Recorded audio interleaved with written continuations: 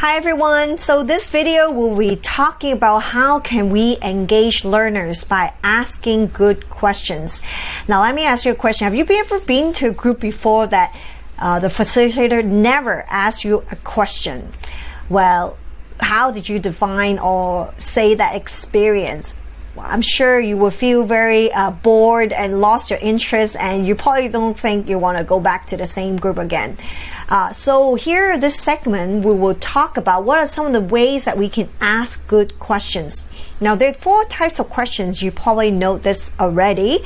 Yes and no questions only allow yes and no response. Well, is David the king of Israel? Are there tribes in are there 10 tribes in Israel? Other types of questions, short answer questions, 1 word or a few words answer. Who was the second king of Israel? How many tribes were there in the nation of Israel? So these questions are great questions, especially if you have quiet people and they don't require much of revealing their own personal information or experiences. Other type of questions would be leading questions, maybe seeking one particular response and not very evident to the learners. So it could be something like, what am I thinking right now? What is the most important parable in all the Gospels? Other type of questions, open-ended questions that allow many possible questions and collectively they make a passage very meaningful. Who are the key characters in a passage? How do each of these characters contribute to the development of the story plot? So I think it's okay to ask some yes and no or short answer questions to help establish some facts. But if the facilitator, if you just keep asking yes and no or short answer questions, people will start to lose interest very quickly. And in order to encourage participation, it's always better to have open-ended questions. Now, what are some of the strategy by formulating good questions? Whenever possible, rephrase your questions so that they become open-ended questions. Now, some of you may be using some of the materials already out there and all the questions already prepared for you. You just have to follow, asking those questions. But usually, even though in situation like this, I will always think of my own questions, especially some of the questions doesn't seem to make any sense. So I will reword the questions and put some of my thoughts into some of the questions. So you can always, even though there's material already made for you, or if it's from your sermon that you were discussing sermons on any particular, they really craft the questions for you, but you feel like it doesn't quite make sense. You can always add, rephrase your questions to be more open-ended. Now, if you have to ask close questions, let's say yes or no, short answer, leading question, always follow up with open-ended questions. Now, I want to show you an example here. For example, a leading question, what is the main point of the first paragraph of Romans 5:15? Now, this question is kind of limited because you're looking for a particular point of that paragraph. But what if we do it this way? In your opinion, what might be a possible main point of the first paragraph of Romans 5:15? So your learners or your students or people in your group don't feel like, I have to guess what is that one point. So they have the freedom to express whatever possible answer they may have in their mind. Another thing is short answer questions. For example, according to John 3:1, who was Nicodemus? So this is an observation questions, which is if you do inductive Bible study methods, where the 3 steps, observation, interpretation, and applications. If you have time, if you never come across about what is inductive Bible study methods, I encourage you to go online to search up inductive Bible study methods, and this is such a great way to study the Bible.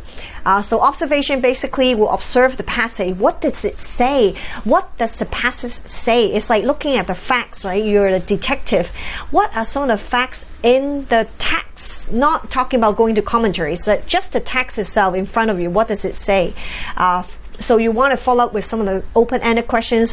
What was the Pharisee? Describe the qualities of Pharisee. So this is an interpretation question. In what ways are we like the Pharisee? In what ways are we unlike the Pharisees? This is a personal application question. So how does it apply to my life?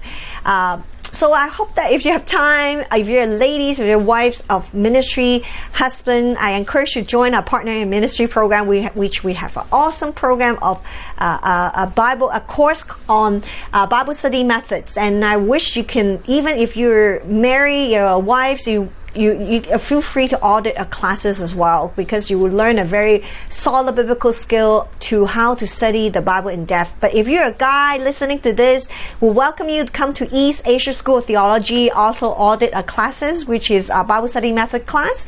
That will definitely help you to understand the scripture in a deeper way with this method. Okay, other thing, short answer question according to John 4:7. Who was the woman at the well? This is an observation question again. We're observing the passage. What is the facts? And you might want to follow up with that. Who were the Samaritans? What is the significance about her being a Samaritan or Jesus being a Jew? So interpretation is you want to find out what does it mean of being a Jew. You might want to look up the background. Who is Samaritan, by the way? What kind of people are they? Why are they? What is significant that, why it is so shocking for the Samaritan talking to Jesus as a Jew and a man? So application question, you might want to say, in your upbringing, were you not told to hang out with individuals from a particular racial or social background? Explain. So this would be application questions. So as you can see, from developing a simple question, you can always follow up with open-ended questions that you can see, you can dig deeper and deeper and drive home why, so what, how does that, what we're studying really relevant to our lives. Other characteristic of good questions would be open-ended whenever possible. Challenging, you will want to start from simple to hard. You never start a very, very difficult question at the beginning. For sure, I guarantee you, it'll be very, very quiet. So probing question, sometimes you might want to recall some prior knowledge, helps you to make the connections. You might want to paraphrase your question, might kind of review some of the things that you talked about before you're asking that questions.